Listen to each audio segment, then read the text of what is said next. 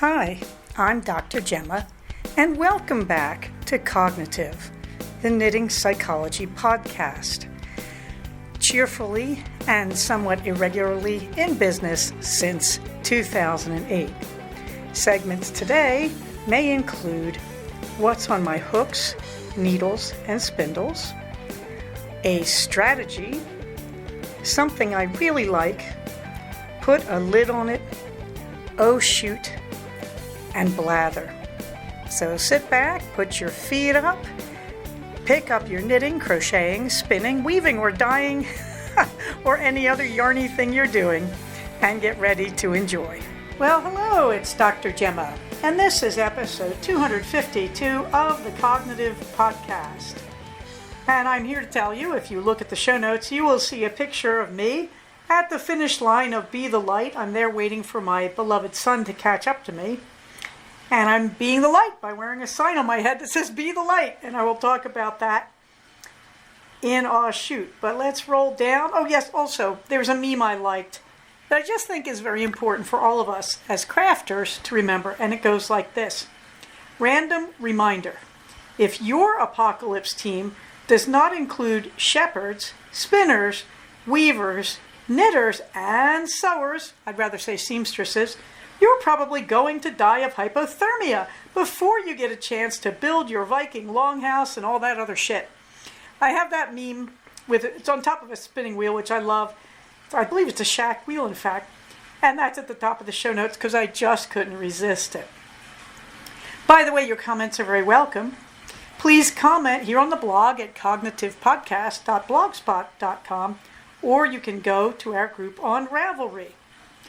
You can also buy Dr. Gemma a coffee, as someone did this week, and I'm going to have to go back and find out who it was and insert them into the show notes, but I want to thank you, and I'll be back to that. Hooray, I found it. I want to thank our own Karen S. for her lovely, delicious cup of coffee. I really appreciate the tip, and I cannot thank you enough. I am all dopey and happy here with gratitude. I'm out of the tub, by the way, as I record this. You'll see what I'm talking about in a minute, if you haven't already figured that out. Okay. Thank you again. I also want to thank the folks who have signed up for CFR. That is coming up rapidly. It is the next thing on my future events app, which is exciting me very much as I say this. And I want to thank my communities on Finch, on Reddit, on the ground in the Santa Clarita and the Antelope Valleys, and in this group, you can see a picture of both my birds hanging out in a hotel room in Chicago right now, even as we speak. They're actually both in Chicago, and I think they're just both about to go to the new location in Thailand. I'm making my birds spend 5 days in every location, long enough to buy the poster for the location. I'm collecting those. This is goofy. It's just a game. And the posters don't cost any real world money. And I'm just having fun with this. So thank you for your patience with my burbs. Meanwhile, I think we're pretty there on the Cognitive Fiber Retreat. Very looking forward to it. I have to touch base with our vendors because we have a small sign up this year. So I am going to let them know that. But I'm very excited because Drew Caitlin is offering an embroidery and blackwork class. And Lefty Rebel Knitter is offering a class on Russian craft. Now, Drew and Lefty Rebel, or I should say Caitlin and Lefty Rebel, if you have any homework you want done, please let us know. Now is the time. Do we need any supplies? What would we need to bring? I also want to point out, if you tell me this, or if you post it over on the information thread, which of course you can find in the show notes where it says all info is right here, under the red letters Cognitive Fiber Retreat 11 2025. If you post your needs there, I want to point out that we will have a Michael's within easy driving distance of the hotel. So people coming, you can just stop by Michael's in Stevenson Ranch on the way over and pick up anything you might need. I'm just saying that. Not as sure about the fabric on this for Drew Caitlin's class. Not as sure. We shall see. I may come back to that too. I was wondering if I have spare fabric I could donate to this. Meanwhile, what's on my hooks and needles? You're probably all wondering. Well, I have finished the last, I imagine, of my shrugs for the summer. This is the lacy pink shrug It is in Noro Okajira, I think it's called. It is a blend of cotton, has a little touch of wool in it, and a few other things. I really like it. This was my favorite colorway. I made this one a little smaller, and it is stretching over time, I certainly hope. But very, very pretty. I love these shrugs. I've really been enjoying them. If you look closely, you will see that what I did was my preferred pattern, where I knitted the lace all across from shoulder tip to shoulder tip, and then I went into double crochet to make the arms. And that, for me, preserves the best angle of the lace. It is not quite what they do in the original pattern. Meanwhile, I finished Pierre 2. That is my second Pierre the Penguin. He is a kit. My son wanted the kit from the Woobles for Pierre.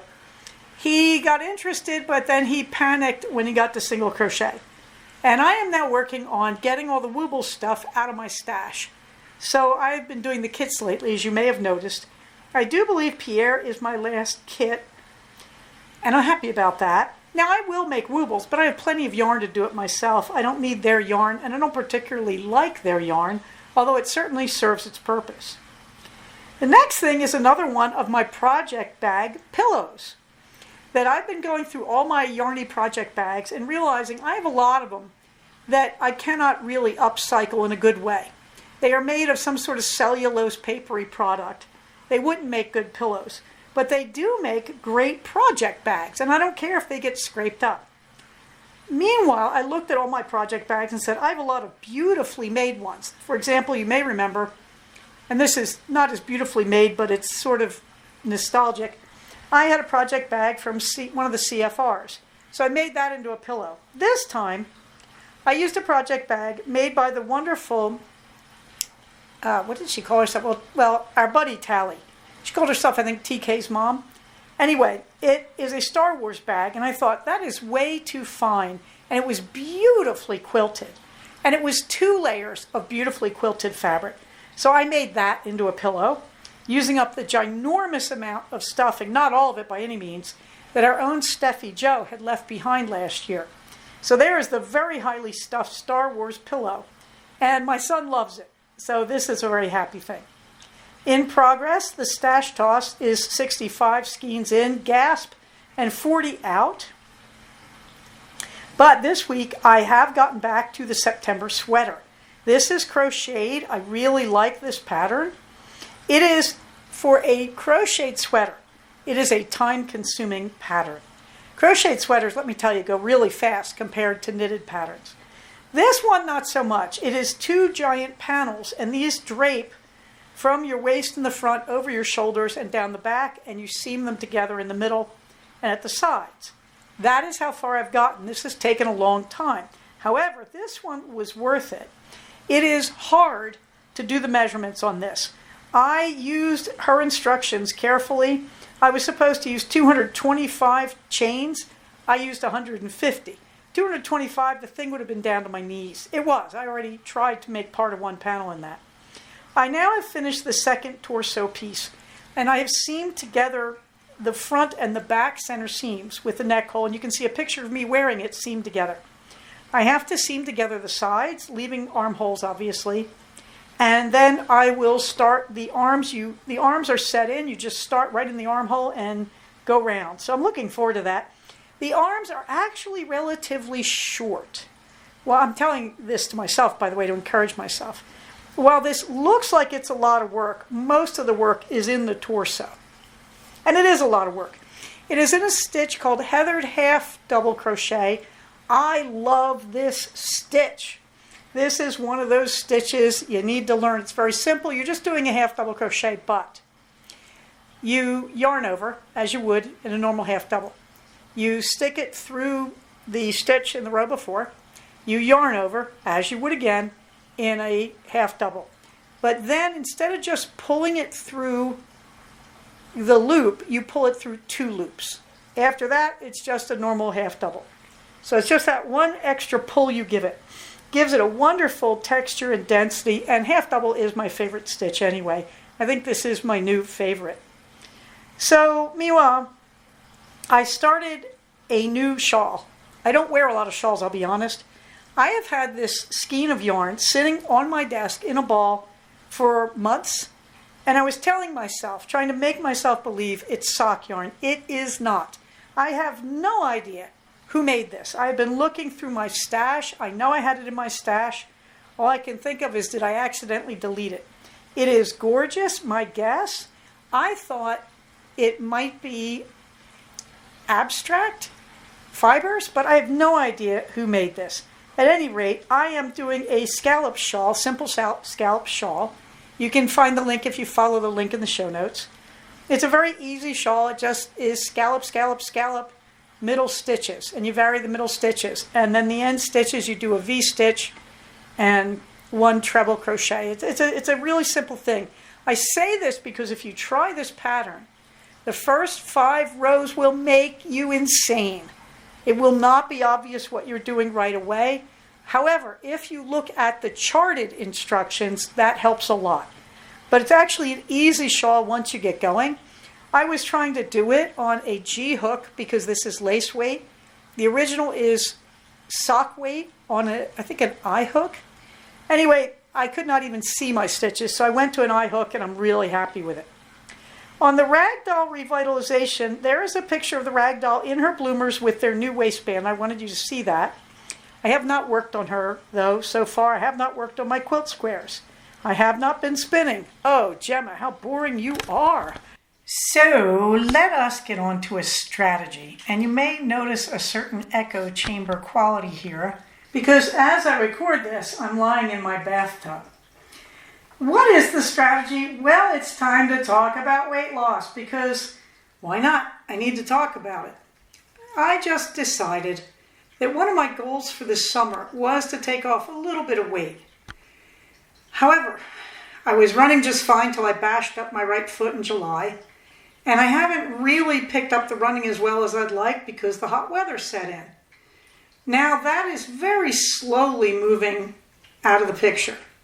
And I did run a race last Saturday night, which I will be telling you about. It was just fine. But anyway, I said, okay, I didn't really get onto that goal of the weight loss the way I wanted to.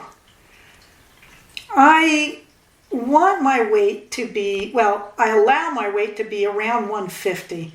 And I'm just thinking I might want to roll that back a little bit to like 145 or 140. So I thought I would give that a go and see how it works. And of course, when I do weight loss, I do it like a Cogby therapist. And I thought that's a good time to talk to you all about it. So the first thing I did was say, exercise is not enough for weight loss. And this is a hard one for people to take because they think when doctors tell them you need to lose a little weight, and then doctors say you need to exercise. And so we kind of connect those in our heads. But to be honest, exercise is really not enough to lose weight for one very simple reason. Muscle weighs more than fat. So, back in my salad days when I ran marathons, I weighed about 150. And I thought that was too much. And I went to my doctor for a physical and I said, I need to lose weight. And I was lying on his table and he simply gasped. And he said, and where do you think you can lose that weight? And I said, what do you mean? And he said, look at your body. You don't have anything to lose. And yeah, I think I was preparing for my 3rd marathon in 3 months. And he was right. That what had happened was I was so muscled up that the muscle was basically making my weight look artificially heavy, as in I wasn't 150 because I was fat. Now I can't say that right now. I think I have some flab I could lose. And then the question becomes, well, but you were exercising, but you're saying exercise doesn't make the difference, Dr. Gemma, so why didn't you just lose the weight this summer? Good question. So I'm stepping up my program. Normally when I want to lose weight, because I'm keto for life, and I'm diabetic for life, did I mention? When I want to lose weight, it's not hard to do. I have kind of dumbfounded one doctor and a pair of nurses by saying that. It isn't hard for me to lose weight. Because if you stick to a keto diet and you monitor your food intake, you're going to lose weight. That you're not eating carbs, those are the major reason you gain weight. And at a certain point, now that you're not eating carbs, you burn your body fat. So I am not really particularly worried about this. It takes effort. It takes attention and effort. There isn't the kind of suffering. When I was eating carbs and I tried to diet, I was hungry, I could be miserable.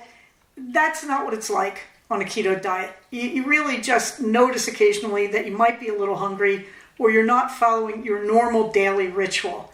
The good thing about this is that last part, that one thing you get out of what I'm about to describe is you begin to realize you have rituals around eating and you expect those rituals. And when you diet or restrict your diet in some way, no matter how constructively, there's an emotional aspect where you feel cheated. I didn't get to eat X. And it takes a long time to get past that.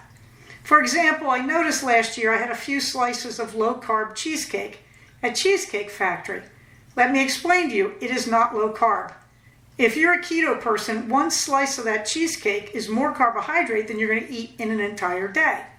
So I didn't eat the crust, and that's good. That does take off, a percentage, probably at least a quarter of the carbs, but it's still too much if I want to eat more than one meal in a day, and if I want more in that one meal than just a slice of crust-free cheesecake. So it isn't hard to lose weight, but you have to pay attention and you have to get used to the sense of some emotional loss. I can't eat what everybody else is eating, or I don't get that cheesecake or whatever. All right, and I'm not going to go into kinds of cheesecake you can eat. I do believe that's possible on keto, but it isn't going to come from the Cheesecake Factory. Let me put it that way. Even by their own admission, it's still very high carb for me, for someone on my diet. So what have I really said? Okay, if exercise doesn't work for weight loss, what does exercise do?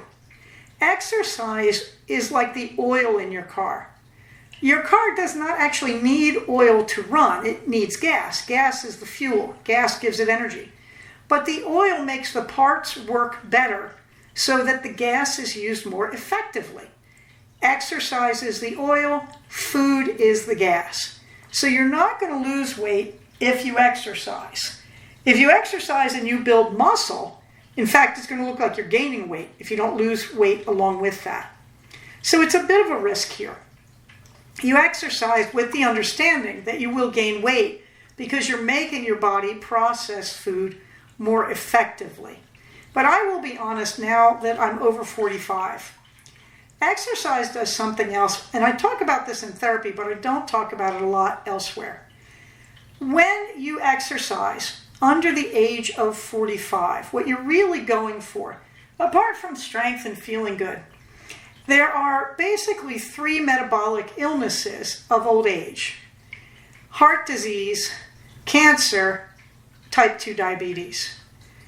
Arguably, Alzheimer's is now being called type 3 diabetes, worth thinking about. All right, so the point here is, before the age of 45, you are working out because you are preventing these illnesses. You are much more prone to these illnesses if you are not exercising at any age. But below the age of 45, it's especially important because that's also a determinant of how long you live, that it is not good to get these illnesses before the age of 45. Now, those of you who have them or got them at that age, remember this is a statistic. And I know one guy who had type 2 diabetes in his 30s and lived to his 80s. So, keep your head on. I mean, this is just a statistic. But you're going to try, for those of you who are younger, you're going to try to fend these guys off. And that's the major purpose of exercise early in your life. In all of these illnesses, sugar and carbohydrate, but especially glucose, are implicated as the serious problem. And so what you're doing is you're burning excess sugar and carb. And before the age of 45, you have high energy because you have a lot of other things to do. Let's face it, you're chasing kids, you're establishing a career, you may be on a local sports team, whatever. So you have to burn that energy off. That extra sugar in your system isn't good for you. After the age of 45, you're exercising mainly for your quality of life as you age. So, after the age of 45, statistically, I am likely, since I did not get one of the metabolic illnesses before that age, I got mine at 58, I am likely to live as long as my longest lived parent lived, as long as they didn't get one of those illnesses before the age of 45. So my father got diabetes very young, in his early 40s, and he died later at 61. But my mother made it to 81. I believe she had cancer late in her life, but it wasn't very serious. They removed it, everything was good. So now the idea is, if I'm going to live to 81, that's the prediction, I could have a stroke tomorrow and live in a wheelchair, or I can stay healthy and active and enjoy my life more. Which one do I want to do? That's what I'm choosing when I exercise over the age of 45. There are exceptions. I am not speaking to someone who had one of these chronic illnesses before the age of 45. Statistically, we don't know what to say to you except, you exercise along with your illness. So, if you have an illness that prevents exercise, you have an illness that prevents exercise. I'm not addressing that. I'm talking to those of us who are fortunate enough to make the big 4 or 5 without some metabolic serious illness there. Okay, having said that, now the weight loss. I don't want to preach my keto diet. I believe in it. You've heard why I believe in it. I don't want to drive that into the ground. No use beating a still living but almost dead horse. Okay, you've heard that. And I also believe that people have to determine what works best for them. I have certainly met people who said, I can't do keto. And it's easy for me to say, oh, well, you didn't give it a long enough try, because it took me 6 months. Whereas most people feel positive effects in like 2 weeks, 6 weeks. I took a long time because I was fairly broken. I was having bad symptoms of my diabetes at the time. There's a lot of reason why. Partly was I was misdiagnosed by a doctor, Dr. Stupid, as we did not fondly call her. Okay, so I was pretty symptomatic. But it can take a while for this to take effect. Also, when I say you need to regulate your eating and your diet, when I say I'm on a diet, no, I'm on a lifestyle. I'm not on a diet. A diet implies I will do this for a few weeks or months and then stop. Okay, and it is important if you say, for the rest of my life, I am going to do X with my diet. I am going to manage my eating in a certain way. This is not a diet, it's a lifestyle. And you have to get that through your head. That is the big mental block. And it took me probably over a year to push that through. And even then, I had lapses and fallbacks, And of course, I'm dealing with my carbohydrate addiction as well. And that's got to be rolled into it in my case. That addiction is a recidivist model. You do count on the fact that if you have an addiction, you will occasionally fall off the wagon and you have to get yourself back on. The question is how far you fall and how hard you land. And right now, because I feel like I'm slipping, that's why I'm doing what I'm doing. So what am I doing? Well, first, we have a lot of advantages that our forebears didn't have. For one, we have really good dieting apps. I've always used MyFitnessPal. Someone I trust recommended a thing called Chronometer, no H, C-R-O-N, Chronometer. And I'm trying that. I actually like it a little better than MyFitnessPal. It has all the virtues of MyFitnessPal, but it's better on things like macros and net carbs. And I haven't really explored enough, but I believe I can reset it to help myself. So I'm using Chronometer. I still have a subscription to MyFitnessPal, and I will probably use them both and compare them, to be honest. So that's the first thing I'm doing. How hard is that? It's not hard. It's really not hard, but it is really good to actively think before you put food in your mouth. And from a psychological standpoint, that's what I'm really doing. Everything I eat or drink, I think I've got to put that in the app. And that will really slow down my problem, which is eating out of bad habit, eating out of boredom, eating out of tension. And also I'm substituting things. So now when I want to eat out of tension instead, I get a can of no sugar fizzy water. I like 2 brands, LaCroix, I think it's spelled, or LaCroix if you're American, L-A and then C-R-O-I-X. And the other one is bubbly. They do not have toxic ingredients like carpet cleaner, which does occur in some bubbly drinks. And they're just okay to drink. And there is a preliminary study that they help lower blood sugar, but nobody knows why.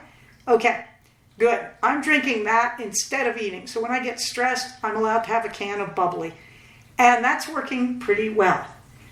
But also, I have to say, I'm a believer in intermittent fasting. Now, my typical schedule was don't eat till 10 a.m. and then stop eating 6 or 7 p.m. Okay, because that's going to give my body at least 12 hours of rest. I notice, though, with my morning runs, I have this belief that I have to have something in my stomach before I run.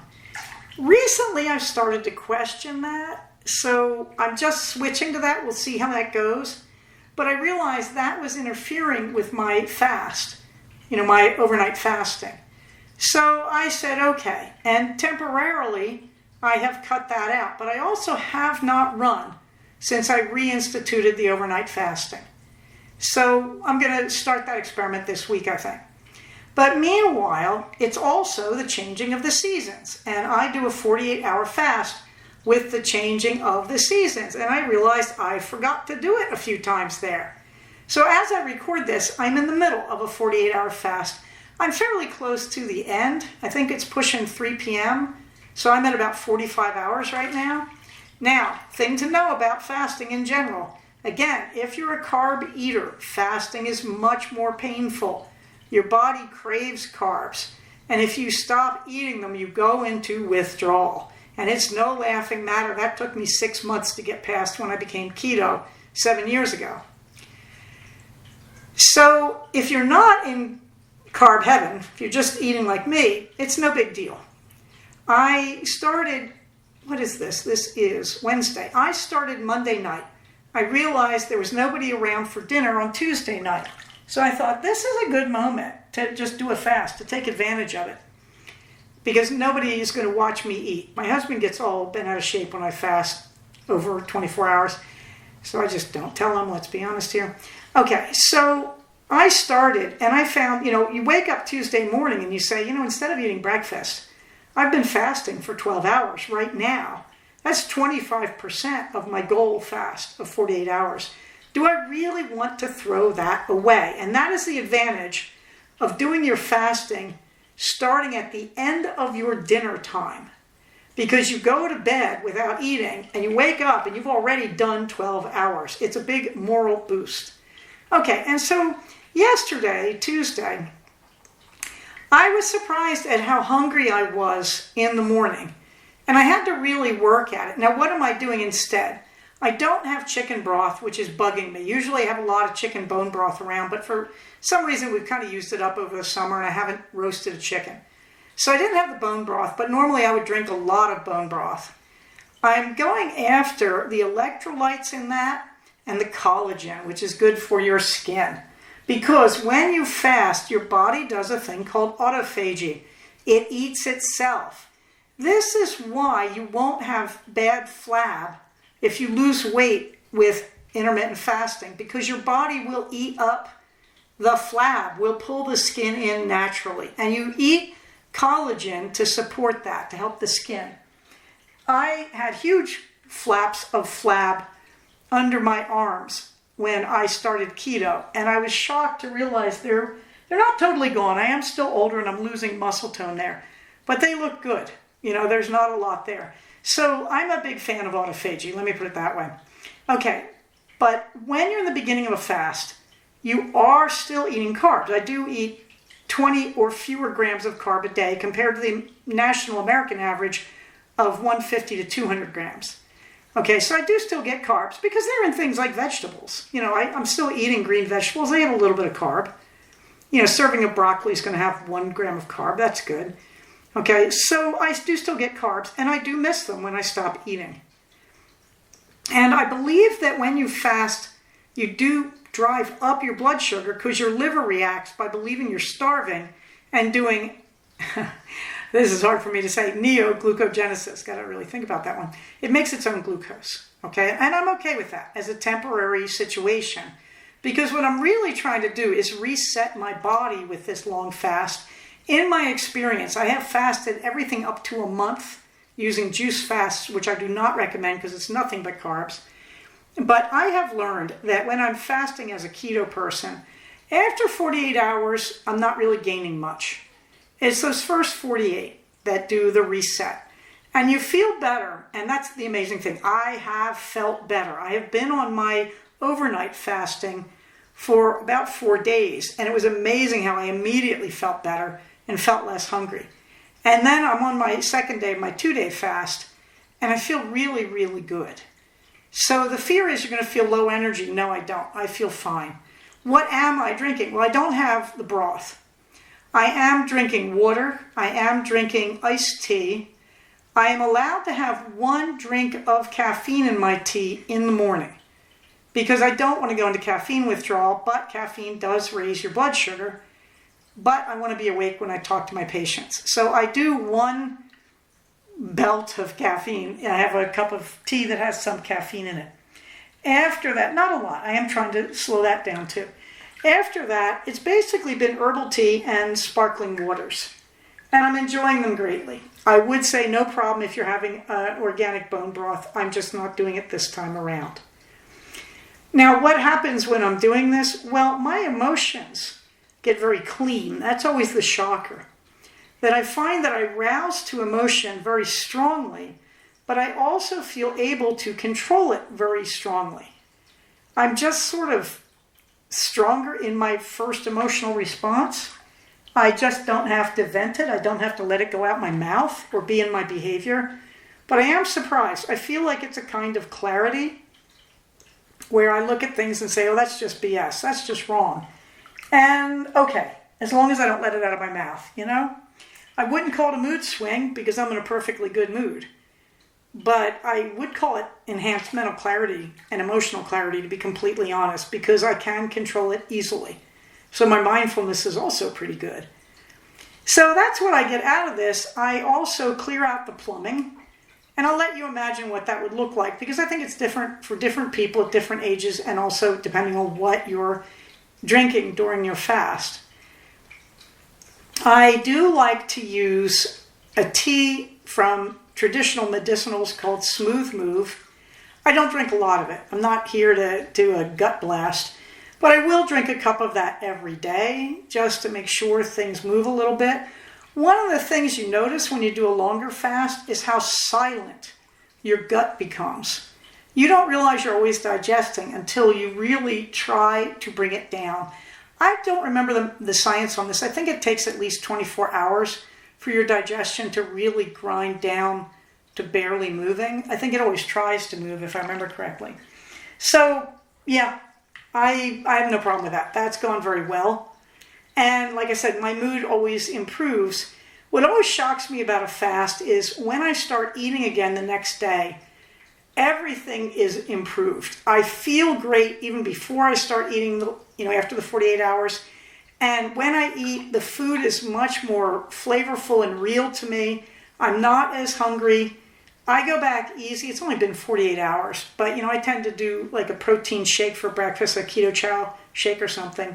By the way, I did have a half teaspoon of their bottled electrolytes. It's nothing but electrolyte. I poured it into one of my fizzy waters, making it curiously salty, and it helped. If you have problems during a fast, that's what you do. You need electrolyte. So I like to have a bottle of Keto Chow Company's electrolytes. It's not flavored. I keep that around just to make sure I don't get woozy or lightheaded. That's only happened to me once in the 7 years that I've been doing these extended fasts. But it's enough to make you say, All right. So that's the advantage of this. Does fasting contribute to weight loss? Dr. Jason Fung, who's a big proponent of intermittent fasting and has single-handedly gotten the medical world to pay attention to this in diabetes. Jason Fung says, yes, it does help your weight loss. What would I say? Well, when I used to do the month-long fast, I would lose weight, but I didn't lose that much because I was drinking carbs. I was doing juice fast because that's what we thought was cool in the 90s. It's not a good idea. It's like basically now I'm going to live on liquid sugar. When I keto fast, I don't really notice weight loss too much. Where I notice it is after the fast, my system will clear out, my digestive system, and that's good. My feelings are much better. I have more energy, and I exercise more. I feel more ready to go in the morning. And my habits are better. So when I start a fast, and then I just mind my own carbohydrate intake, I mind my diet, that's when I lose weight. Having said that, to my shock, I lost 5 pounds in the last 48 hours. And I know what you're all going to say. That's water weight. And you're right. It is. However, I'm older and I don't want to retain water. So I'm really good on that being water weight. Yeah, baby, if I just took out 5 pounds of water from my body, way to go. Because I'm not feeling dehydrated because I am drinking liquids non-stop. I go to see patients for 3 hours and I take at least 4 objects to drink with me. And I drink continuously the whole time, but I do that on my normal day. So this is weight loss for me. Yes, you want to up the exercise because that makes your weight loss more efficient. You'll lose weight faster and easier with less pain. And yes, you want a healthy body, and yes, you don't want to get the big metabolic diseases. Okay, but the real thing is you monitor your diet, and you can use apps like MyFitnessPal or Chronometer, there's a whole lot of them, to monitor what you eat. And you can engage in intermittent fasting. My normal fast every day, I don't eat between 7 p.m. and 10 a.m. My fasting system, when I want to do longer fasts, is at least 4 times a year when the seasons change. I celebrate with a 48-hour fast. If you're going to do the longer fast, please read books by Jason Fung on this. Please go into fasting informed. Also, please talk to your doctor. You may have a health condition that precludes you from fasting. It's important to check with a doc. Don't just go off and do this if you have a serious chronic illness, okay? But remember, I'm talking from a place of I have asthma and type 2 diabetes as chronic illnesses. And those can handle me fasting. I couldn't say that for type 1 diabetes. I can't say it for any other respiratory illness. But so far, so good. All right, having talked about what works for me for weight loss, it's time for Aw Shoot. And this is a nice one. So Saturday night, my son and I ran the Be the Light run. He did a 10K, I did a 5. And it was fun. Now, I was slow. No glory here. I was slow because I really wasn't quite up to the distance. I just started running after the heat wave, but I did run it. I had a great time. I wasn't that slow. I was kind of impressed because around the water station, it was very log jammed with traffic. So I did have to walk more there than I would have wanted to. But I still did a respectable time for myself, so I was pretty happy about that. Now, you're running in the dark, so I carry a flashlight, but not many people have that much common sense. So you do have to watch out for stumbling runners, walkers, and everything else. And this is more of a community run to raise money for a worthwhile children's charity. So a lot of people are there who are not runners, but they bring their strollers, they bring their little kids. They say, oh, let's go do this. It's for a good cause. Good. No problem there. But it does mean don't count on this one to give you any kind of Boston Marathon qualifying time. You know what I mean? It was a lot of fun. They had a huge amount of snacks. None of them were edible if you're keto or diabetic. However, they did have 0 sugar added coconut water, which I could drink and was perfect. It was really, really nice. And I enjoyed that, and I enjoyed the bottled water, frankly. They had a huge crowd running, unlike last year. So they did have problems with their water supply, but it didn't affect us. So we went out and had a lovely, lovely run. And it is now Wednesday. I'm not running today because I woke up late and I am fasting. When I fast, I will run, but I don't need to run. Instead, I work on getting my sleep cycle reestablished as well. My sleep cycle's been fine. I've been managing that really well. Meanwhile, you can see the next run upcoming is the Jeepers Creepers on October 19th, so I've got a while on that, which is good. Got to put together a little costume and have fun.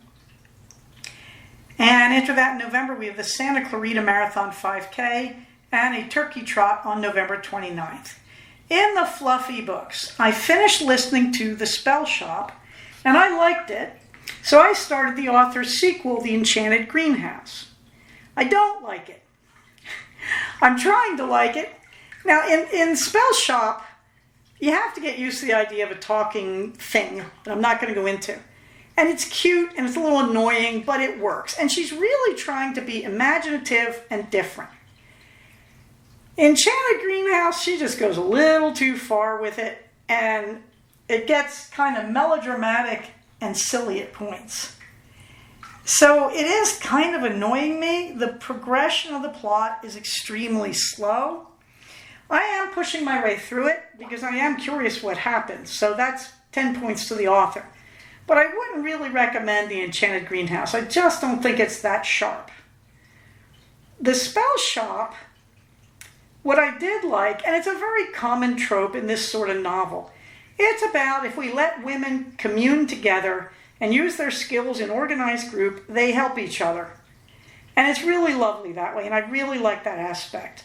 No, I don't believe she could make a living selling only jam and doing spells for free. No.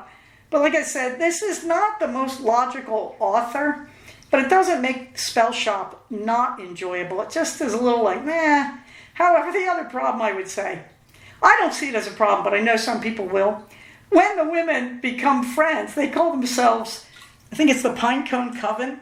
Yeah, you got to watch out because some of those fundy Christians are really paranoid about witchcraft. Oh, well, I guess if you let women gather, we make covens. Darn. I refuse to have a problem with that. But I am going to say that is there, and I can see that's going to bug some people. Put a lid on it. Well, I made salmon biscuit again, and I changed the recipe.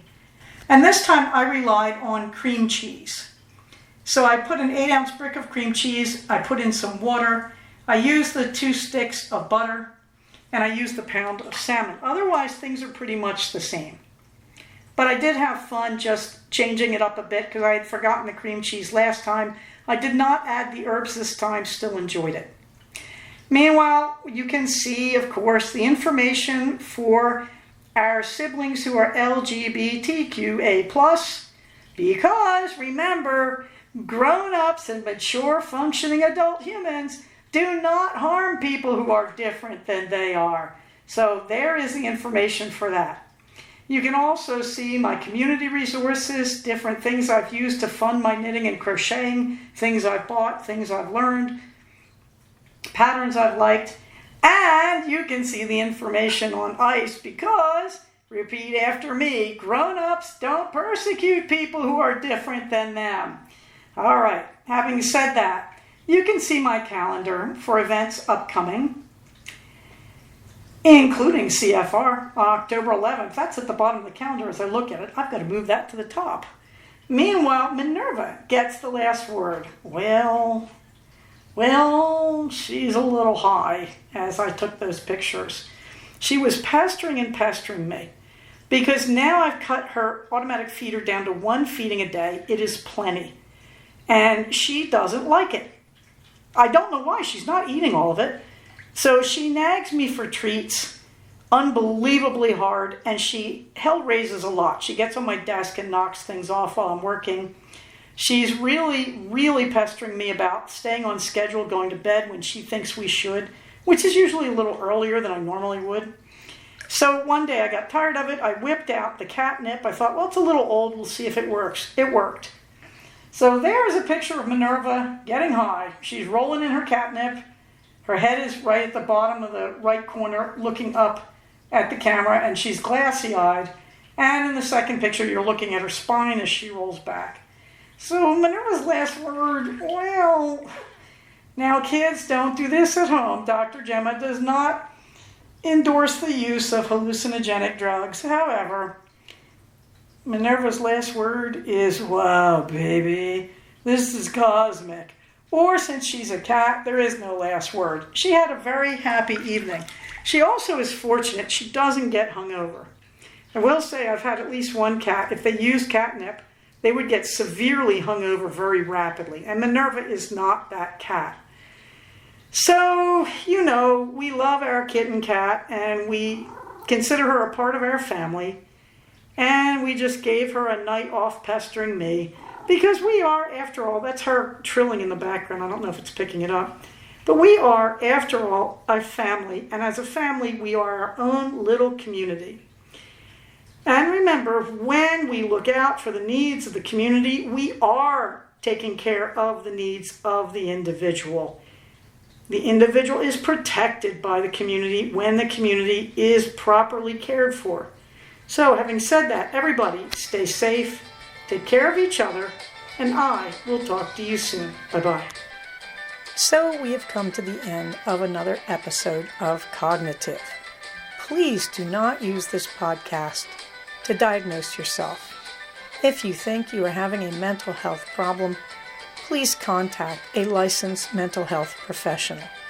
Show notes for these episodes can be found at cognitivepodcast, all one word, .blogspot.com. Episodes can be found at iTunes under the name Cognitive Podcast, but also can be found posted next to the show notes on the Blogspot page. Thank you so much for listening. Everybody stay safe, take care of each other, and I'll talk to you soon. Bye-bye.